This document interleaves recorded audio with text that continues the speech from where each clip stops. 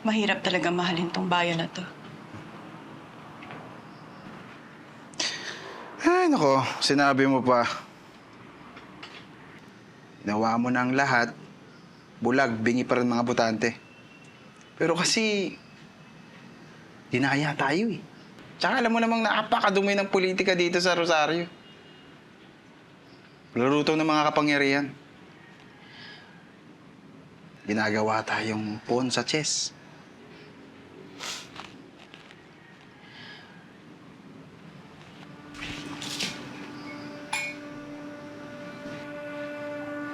Malamig na. Mapait pa. Hindi ako papayag, Pido. Hindi ako papayag na talo na nga ako sa pag-ibig. Talo pa sa hustisya.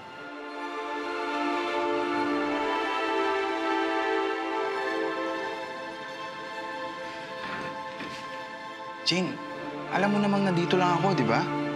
Sa akin hindi ka talo. Panalong panalo ka, girl. Seryoso ako. Di ako nagpapatawa. I'm dead serious.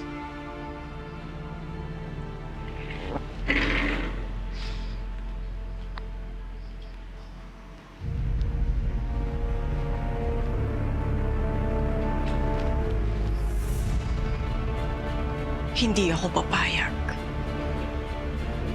na hindi ko mapapatumba si Balmores. Kahit yun pa yung huling bagay na gagawin ko bago ako mamatay.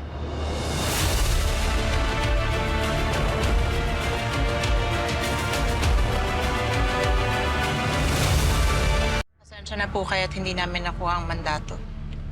Okay lang po yun, Ma'am Mercy. Ginawa naman po natin ang lahat. Kaya lang may mga kriminal na hawak ng mga kapangyarihan.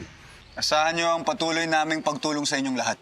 Hindi po kami titigil hanggat di po namin napatutunayan sa korte na dinaya po kayo.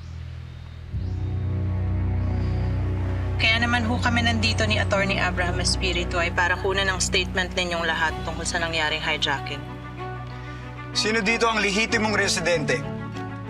Yung hindi flying voter, ha? Ang gustong tumistigo. Para sa tunay na pagbabago! Mercy!